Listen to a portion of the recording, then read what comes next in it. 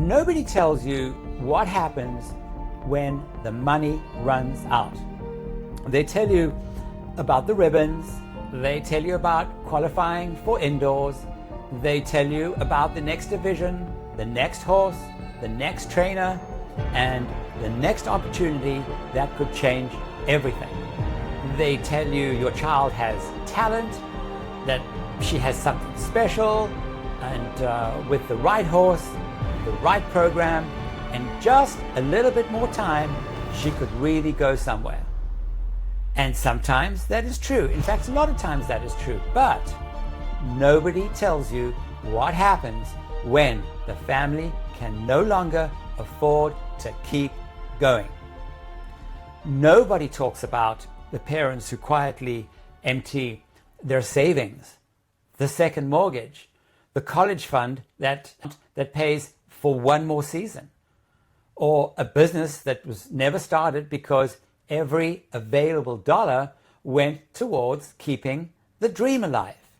Show jumping can give a young person confidence, discipline, responsibility, friendships, and memories that last a lifetime. But it can also be financially all-consuming, not because one person suddenly writes an enormous check, but because the money disappears gradually. One training bill, one horse show bill, a veterinary emergency, a lease renewal, one upgrade, one more year, until one day a family looks around and realizes that the money is gone and that they may not have much to show for it except photographs, ribbons, and a horse they can no longer afford. This episode is not about whether show jumping is good or bad. It's about a much harder question. What happens when a beautiful dream begins consuming the life that was supposed to support it? Let's begin with the actual cost for a serious show jumping family spending between $50,000 and $200,000 a year, which is entirely possible. At the upper levels, particularly with multiple horses, extensive travel, premium training programs, and major circuits, the total can climb considerably higher. But even the lower end of that range is a major financial commitment. Let's imagine a family with one competitive junior or an amateur rider and one horse. The horse is in a professional program. There is monthly board, training, lessons, farrier work, routine vet care, dentistry, insurance, supplements, body work, tack, equipment, transportation, and then comes the horse shows. Entry fees may not only be the beginning. There are stall fees, office fees, medication fees, grounds fees, hauling charges, trainer expenses, grooming charges, hotels, meals, flights, golf carts. All the small costs that seem insignificant are all added together. A single horse show week can cost several $1,000s. A major destination circuit can cost much, much more. And that assumes everything goes according to plan. Now the horse goes lame. There's a diagnostic examination. There are x-rays. There's ultrasound, injections, rehab, perhaps a month of board and training bills for a horse that cannot even compete. And because the rider still wants to ride, the family may begin leasing another horse while continuing to pay for the first one. This is how the expense multiplies. The original horse does not necessarily disappear from the budget when the replacement arrives. Sometimes the family is supporting two horses while only one is competing. Then comes one of the most financially dangerous sentences in the horse business.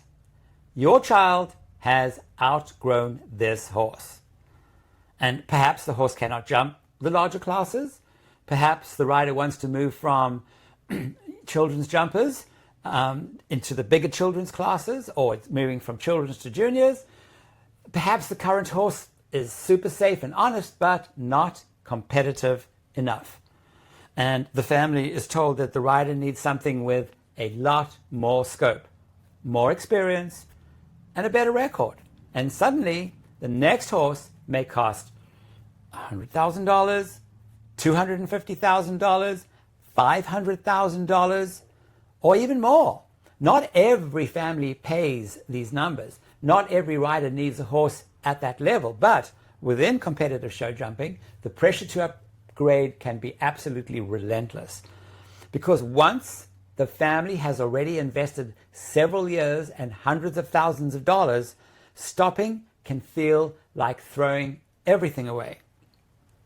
And that's how the dream becomes a financial trap. Not because the family is foolish, but because every previous sacrifice makes the next sacrifice feel necessary. The crash when the money runs out. The financial crash usually starts with small changes. The family attends fewer horse shows. The rider skips a circuit.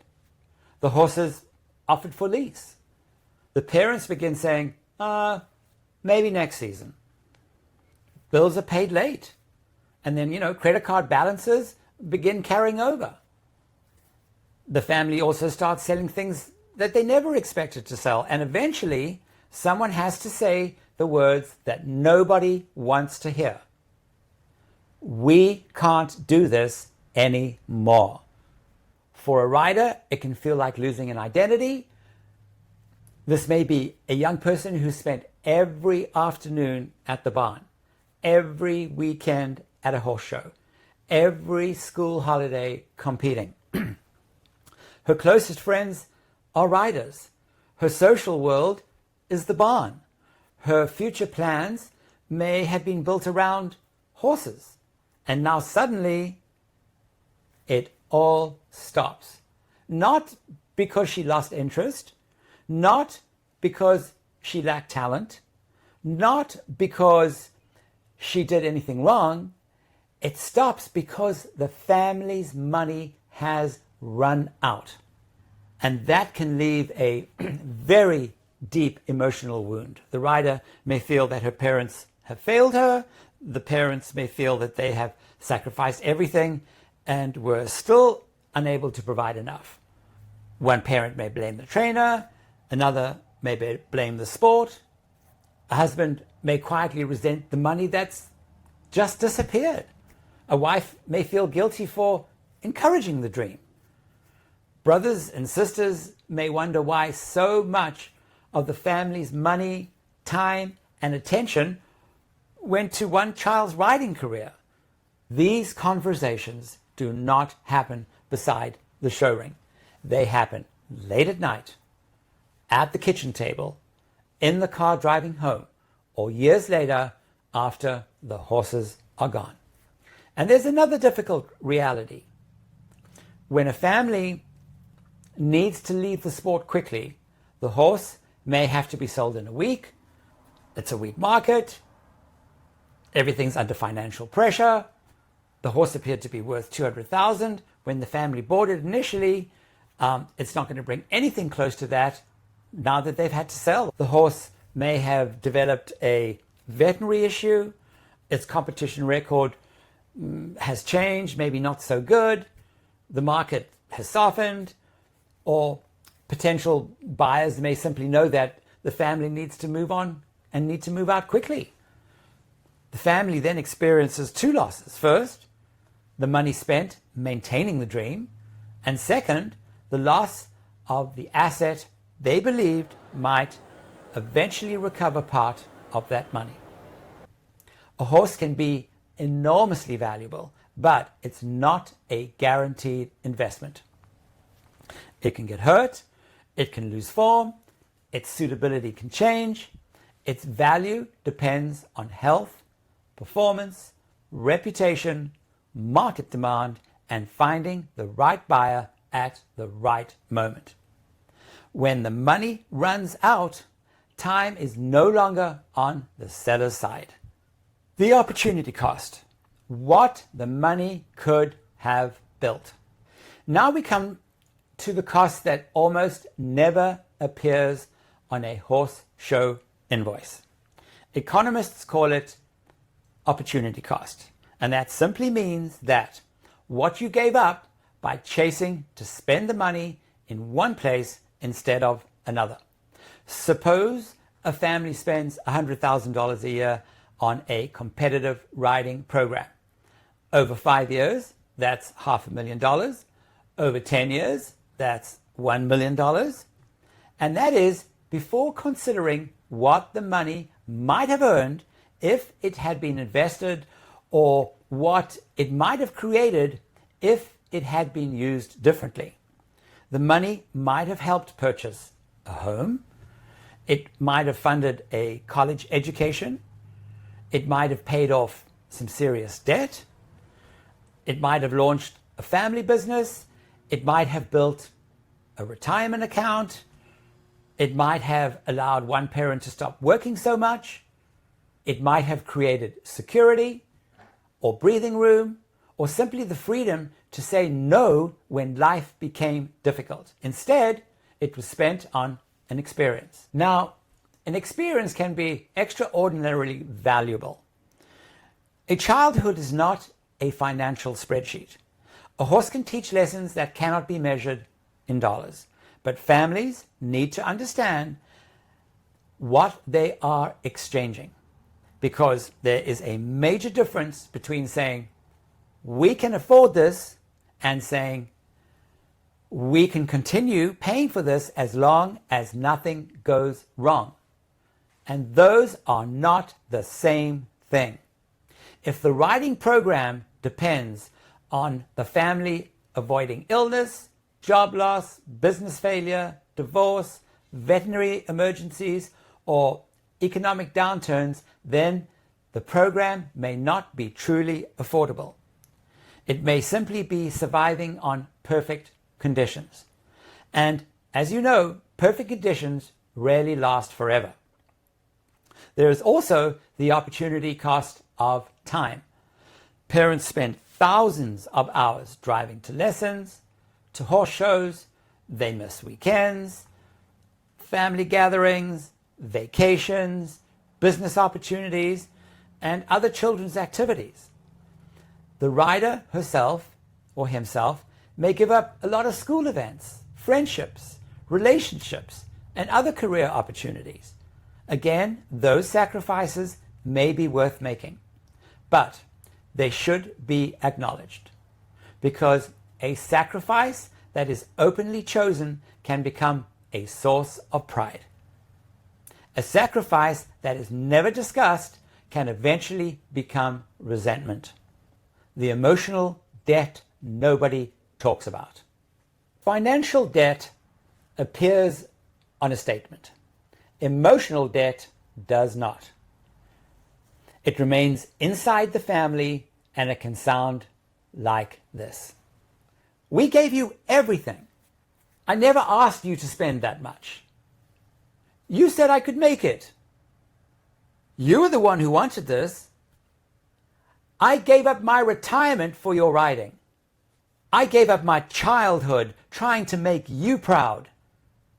These are painful sentences, and once spoken, they are very difficult to take back. A child should not grow up believing she is responsible for her parents' financial decisions. And parents should not be pressured into spending beyond their limits because they are afraid of destroying their child's dream. And that's why financial boundaries need to be established before the crisis and not during it. A family needs to be able to say, this is what we can afford. This is how many shows we will attend. This is the maximum we will spend on a horse. And this is the amount of debt we will or will not accept. This is what must remain protected for college, retirement, emergencies, and the rest of the family. And if the sport cannot fit inside those boundaries, then the program must change. Perhaps the rider competes locally instead of traveling nationally. Perhaps the rider leases instead of buys. Perhaps the rider works at the barn in exchange for saddle time. Perhaps one horse is shared. Perhaps the goal changes from winning a major championship to becoming an excellent horse person. Changing the dream does not mean you're destroying it. Sometimes it's the only way to save it. The horse world often celebrates the people who keep pushing. One more show, one more horse, one more season. But sometimes the bravest decision is to stop, to look at the numbers honestly, to protect the family, and to admit that loving horses does not require sacrificing everything else. So, was it worth it? For some families, the answer will be yes. Absolutely. They will look back on the early mornings, the long drives, the difficult horses, the victories, the defeats, and the friendships, and they say they will do it all again. The sport gave their child confidence, purpose, discipline, courage. It brought the family together. It created the most amazing memories that money could never, ever replace. And for other families, the answer may be a lot more complicated. They may treasure the experience while regretting the scale of the spending. They may wish they had set limits earlier. They may wish they had understood the talent does not guarantee a professional career, and that buying a better horse does not guarantee better results, and that there will always be someone with more money, more horses, and greater resources. The problem is not loving the sport. The problem begins with participation, and it becomes confused with progress, and spending becomes confused with commitment. You do not love your child less because you cannot buy the next horse. You're not less dedicated because you choose a smaller circuit. A rider's worth is not determined by the price of the horse underneath her. The question every family should ask is not simply, can we find the money? The question is, what will this money cost the rest of our lives? Because the most expensive part of show jumping may not be the horse, it may not be the training, it may not be the years of competition. The most expensive part may be the future that was quietly traded away while everyone focused on the next round. Dreams matter, but so do boundaries. So does financial security. And so does the family that must be still standing when the ribbons, the horses, and the applause are all gone.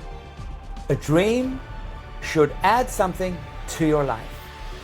It should not require you to surrender the entire life you could have had. Was it worth it? Tell us your story in the comments.